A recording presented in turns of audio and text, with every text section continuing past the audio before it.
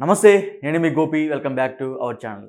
So ప్రస్తుతం మనం మాట్లాడుకునేది Bigg Boss season 8 episode 2 and 3 గురించి మాట్లాడుకుంటున్నాం. ఎపిసోడ్ 2లో నైట్ ఏం జరుగుతుందంటే, ఆ రోజు గేమ్ ఏదైతే స్ట్రిప్స్ గేమ్ ఉందో, ఆ స్ట్రిప్స్ గేమ్ అయిపోయిన వెంటనే ఎవరు గెలిచారంటే ముఖ్యంగా నైనిక అయితే సెకండ్ ప్లేస్‌లో వచ్చింది.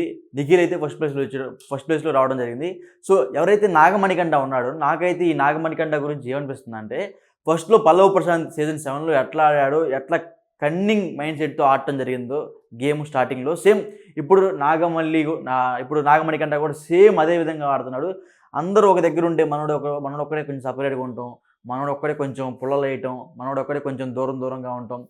మళ్ళీ ఆ మనోడు వేరే వాడిని టార్గెట్ చేయడం. ముఖ్యంగా నిఖిల్‌ని అయితే నాగమణికంఠ అయితే టార్గెట్ చేయడం జరిగింది. సో మనకు కనపడుతుంది కూడా. సో నేనైతే సేమ్ ఎలా ఉందంటే, అమర్‌దీప్‌ని లాస్ట్ టైము పల్లవ్ ప్రశాంత్ ఎలా టార్గెట్ చేశాడో లాస్ట్ దాకా, ఇప్పుడు ఈ సీజన్‌లో నిఖిల్‌ని అయితే నాగమణికంఠ అలాగనే టార్గెట్ చేశాడని నాకు అనిపిస్తుంది. సో మీకు ఎలా అనిపిస్తుంది కింద కామెంట్ చేయండి. సో నెక్స్ట్ మనం మాట్లాడుకునేది ఏంటంటే, ఎపిసోడ్ 3 గురించి మాట్లాడుకుందాం. ఈ ఎపిసోడ్ 3లో ఏదైతే చీఫ్స్ ఉన్నారో, చీఫ్స్‌గా ఎంపికయ్యారో, ముఖ్యంగా 3 గేముల్లో గెలిచింది ఎవరంటే ముఖ్యంగా నిఖిల్ ఫస్ట్ ప్లేస్‌లో ఉన్నాడు. నైనిక సెకండ్ ప్లేస్‌లో ఉంది.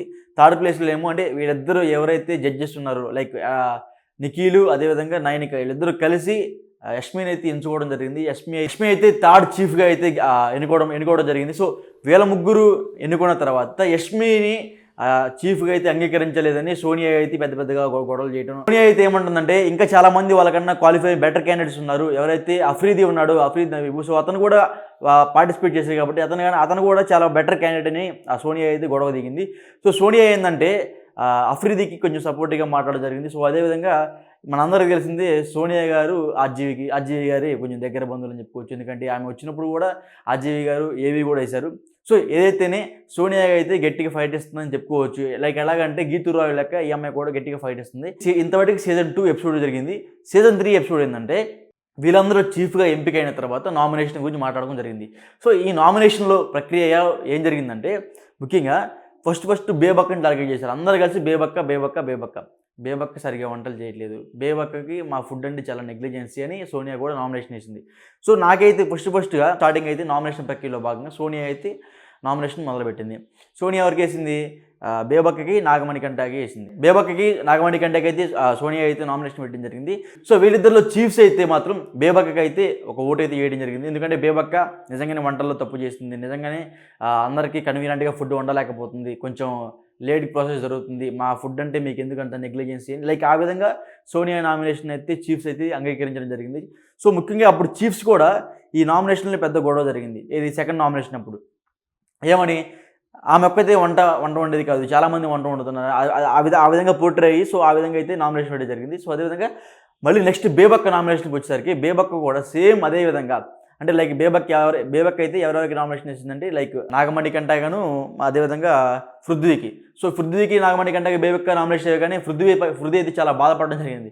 ఏంటక్క కాఫీ కోసం నాకు నామినేషన్ వేసావా అని. అంటే ఆమె మైండ్ ఆఫ్ మెంటాలిటీ ఏంటంటే అప్పటికప్పుడు సృష్టించుకొని విష్ణుప్రియ కాఫీ కలిపి పృథ్వీకి ఇచ్చింది. పృథ్వీకి ఇచ్చినప్పుడు బేబక్క కాఫీ కలిపిందని చెప్పింది. అయినా సరే పృథ్వీ ఆ లైట్ తీసుకొని పక్కకి వచ్చాడు. సో అప్పుడే బేబక్క అది మనసులో పెట్టుకుందని నేను అనుకుంటున్నా.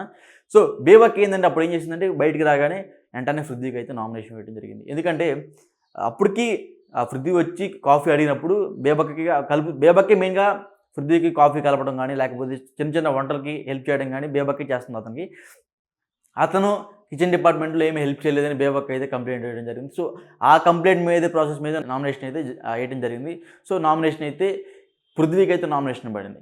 సో అదేవిధంగా సేమ్ మళ్ళీ మన శేఖర్ భాష గురించి మాట్లాడుకుంటే అందరూ తెలిసింది మంచి అగ్రెసివ్ అయినట్టు. సో అతను కూడా వచ్చేసరికి అతను ఎవరి మీద వేశాడంటే నాగమణికంఠ మీద వేశాడు, బేబక్క మీద వేశాడు. నాగమణికంఠని అందరినీ ఒక కార్నర్ చేస్తున్నారు. ముందుగానే లైక్ అందరు గమనించి పల్లవ్ ప్రశాంత్ మైండ్ సెట్ లాగానే గమనించి నాగమణికంఠని అందరికీ ఒక కార్నర్ చేస్తున్నారు. సో నాగమణికంఠకి నామినేషన్ పడింది, బేబక్కకి నామినేషన్ పడింది. సో మన చీఫ్స్ అయితే ఎవరైతే ఉన్నారో వాళ్ళందరూ కలిసి నాగమణికంఠకి అయితే నామినేషన్ అయితే వేయడం జరిగింది. సో అదేవిధంగా దాని తర్వాత సోనియా కూడా సేమ్ అలాగే రియాక్ట్ అయింది. దాని తర్వాత మళ్ళీ పృథ్వీ కూడా అలాగే రియాక్ట్ అయ్యాడు. సో నిన్న జరిగిన నామినేషన్ ప్రక్రియలో భాగంగా అందరూ కూడా నాగమణికంఠని టార్గెట్ చేయడం జరిగింది. శేఖర్ ప్రసాద్ కూడా సేమ్ నాగమణికంఠకి వేశాడు, నాగమణికంఠకి బేబక్కకి. సో బేబక్క కూడా అంతే సేమ్ పృథ్వీకి మన నాగమణికంటకి. సో అందరూ కూడా సో ఇట్లానే ఒక రొటేషన్ లాగా జరుగుతుంది.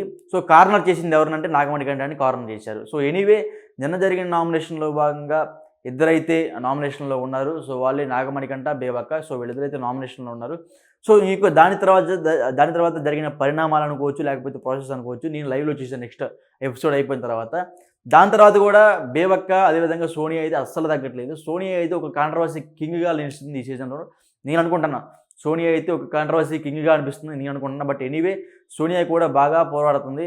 ఈ సీజన్‌లో సోనియా అనేది కింగ్ మేకర్ అనుకోవచ్చు. King maker not a king. King maker అని చెప్పుకోవచ్చు. ఎందుకంటే అలా కాంట్రవర్సీ వాళ్ళు ఉంటేనే బిగ్ బాస్‌కి ప్లస్ అయ్యిద్ది. ఎందుకంటే డెఫినెట్‌గా గొడవ చేసే వాళ్ళే బిగ్ బాస్‌కి కావాలి. లైక్ ఎలా అంటే శేఖర్ భాష గొడవ చేస్తూనే ఉంటాడు. సోనియా గొడవ చేస్తూనే ఉంటుంది. నిన్న రీసెంట్‌గా మనం చూసాం పృథ్వీ కూడా గొడవ చేయడానికి మొదలుపెట్టాడు. ఏంటక్క కాపీ కోసం నన్ను నామినేషన్ చేసావా? ఇది అన్ఫిట్ ఫర్ ది నామినేషన్ అని అట్లా నెగిటివ్‌గా బేబక్క అయితే మాట్లాడడం జరిగింది. సో ఈ మధ్య పృథ్వీ కూడా నోరు పెంచడం జరిగింది. నిన్న బేబక్క కూడా అఫ్రీదీకి ఏమన్నదంటే, అఫ్రీద్ నువ్వు కొంచెం సైలెంట్‌గా ఉన్నావు. నువ్వు ఇంకా అందరిలో కలవాలి. గట్టిగా నువ్వు నామినేషన్‌లో పోరాడాలని అఫ్రీదీకి చెప్పింది. సో అఫ్రీదీ కూడా ఏమన్నాడంటే, అక్క నేను సైలెంట్‌గా ఏమి ఉండట్లేదు. నేను నా వంతు నేను ప్రయత్నం చేస్తూనే ఉన్నా. నేను అంతగా అందరిలో మింగిల్ అయ్యి అందరికి హెల్ప్ చేస్తూనే ఉన్నా. మీరు వద్దన్నా సరే నేను అందరికి హెల్ప్ చేస్తూనే ఉన్నా. అయినా సరే నువ్వు నన్ను నామినేషన్ చేసావంటే ఇది అన్ఫిట్ ఫర్ ద నామినేషన్ అని చెప్తున్నాడు. ఎవరు అఫ్రీదీ కూడా బేబక్కతో అలా అని అంటాడు. అంటే అఫ్రీదీ ఏం కౌంటర్ ఇచ్చాడంటే, నేను చేయాల్సిన పనులు అన్నీ చేస్తున్నా. బట్ నాకంటూ కొంత పర్సనల్ లైఫ్ ఉంటుంది కదా. సో దీన్ని నేను వేరే రకంగా గడుపుతున్నా అని చెప్తున్నాను. అంతే తప్ప అఫ్రీదీ అఫ్రీదీ గేమ్ ఆడట్లేదని, అఫ్రీదీ ఫుడ్ వండట్లేదని అట్లయితే బేబక్క కంప్లైంట్ చేయలేదు. జస్ట్ నువ్వు అందరికన్నా కొంచెం దూరంగా ఉన్నావు, అందరిలో మింగిల్ అవ్వట్లేదు అని చెప్తుంది. ఇంకా గట్టిగా అగ్రెసివ్‌గా నువ్వు మాట్లాడాలని బేబక్క చెప్తుంది. సో బేబక్క మంచిగా చెప్తున్నట్టుగా ఆమె అంతగా ఆమె పోర్ట్రే చేసుకుంది. బట్ అక్కడ వచ్చేసరికి నెగిటివ్ అయింది. సో ఎనీవే నిన్న బేబక్క నామినేషన్ కూడా కన్ఫర్మ్డ్‌గా జరిగింది. సో బేబక్క ఒకటి, అదేవిధంగా నాగమణికంట, ఇంకొక వచ్చేసరికి పృథ్వీ. సో ఇప్పుడు వీళ్ళ ముగ్గురు అయితే నామినేషన్‌లో అయితే ఉండడం జరిగింది. సో వీళ్ళ ముగ్గురులో భాగంగా నాకు తెలిసి అయితే ఈ సీజన్‌లో ఈ ఫస్ట్ ఎపిసోడ్‌లో ఈ ఫస్ట్ వీక్‌లో బయటికి పోయేది ఎవరని నేను అనుకునేది ఏంటంటే నాగమణికంట వెళ్తారు అనుకున్నా. ఒకవేళ నాగమణికంట వెళ్తే మాత్రం బిగ్ బాస్ అయితే అసలుకి ఏముండదు. ఎందుకంటే నాగమణికంట లాంటి వాళ్ళే బిగ్ బాస్‌లో ఉండాలి. ఎందుకంటే కొంచెం మాటలు పెట్టి, మంట పెట్టి, అగ్గిపెట్టబెట్టి ముట్టించే వాళ్ళే బిగ్ బాస్‌కి కావాలి. సో నాకు తెలిసి అయితే బిగ్ బాస్ వాళ్ళు కూడా పంపిరు అని అనుకుంటున్నాను. ఎందుకంటే ఈ సీజన్‌లో అగ్రెసివ్ క్యాండిడేట్ ఎవరు అంటే నాగమణికంట అని చెప్పుకోవచ్చు. ఎందుకంటే వచ్చిన ఫస్ట్ రోజే ఏదో ఒక సాంగ్ పాడతా అశ్వత్థామ 3.0 సోషల్ మీడియాలో మీమ్స్‌లో అయితే బాగా వైరల్ అవుతున్నాడు మన నాగమణికంట కూడా. సో అనిల్ రావుపూడి కూడా ఏదో కొంచెం బాధపడుతున్నట్టుగా ఫస్ట్ రోజే రావడం కానీ ప్రాంక్ చేశారు అతని మీద. సో అతను బాధపడి ఆడడం జరిగింది. సో అతను ఏంటంటే చాలా సెన్సిటివ్ అండ్ ఎమోషనల్ క్యాండిడేట్ కాబట్టి వెంటనే అగ్రెసివ్నెస్ కూడా బయటకు వస్తుంది కాబట్టి సో అతనైతే మ్యాక్సిమం బయటకు అయితే పంపించడం జరగదు అని నేను అనుకుంటున్నా. బట్ ఓట్లు వేసి బయటికి పంపిస్తే అది చేసేది ఏం లేదు. సో ఈసారి మాత్రం నాగమణికంట గేమ్ చేంజర్ అనుకోవచ్చు. ఎందుకంటే like Pallav Prashant mindset అవుతుంది. సో ఈసారి ఖచ్చితంగా నేనే కప్పు కొట్టాలి. ఎందుకంటే 4 నెలలు నేను ఒకే రూమ్‌లో గడిపాను. ఓన్లీ వైట్ వాల్సే నాకు కనపడ్డాయి అని ఆయన ఎప్పుడు పోర్ట్రే చేసుకోవడం జరుగుతుంది. మా వైఫ్ అయితే దూరంగా ఉంది. నా చెల్లి కూడా దూరంగా ఉంది. నేను అందరికి దూరంగా ఉన్నా. కేవలం ఈ ప్లాట్‌ఫామ్ ఇప్పుడు నాకు లైఫ్ ఇచ్చిందని ఈయన మాట్లాడటం. లైక్ పల్లవ్ ప్రసాద్ కూడా అప్పుడు అంతే. సేమ్ ఇదే అన్నపూర్ణ స్టూడియో గేట్ బయట కుక్కలాగా తిరిగి అది అని అట్లా చెప్పుకున్నాడు. సో సేమ్ ఇదే నాగమల్లి కూడా 4 గోడల రూమ్‌లో ఉన్న మా పేరెంట్స్‌కి, నా చైల్డ్‌కి, అదేవిధంగా నా భార్యకి అందరికి డైవర్స్ ఇచ్చి చాలా దూరంగా ఉన్నాను. నాకు ఇదే మళ్ళీ ఫస్ట్ ప్లాట్‌ఫామ్. సో దీంట్లో నేను నిలబడేదని ఎట్లా మాట్లాడుతున్నాడు. సో అది ఇది కంపేర్ చేసుకుంటే సేమ్ ఒకటే సింక్‌లో ఉంది కాబట్టి సో నాకు తెలిసి ఈసారి నాగమణికంట గేమ్ చేంజర్ అవ్వచ్చు. ఎందుకంటే సో అట్లా అగ్రెసివ్‌నెస్, సెన్సిటివ్, వెంటనే మాట్లాడటం, కోపపడటం సో ఇవన్నీ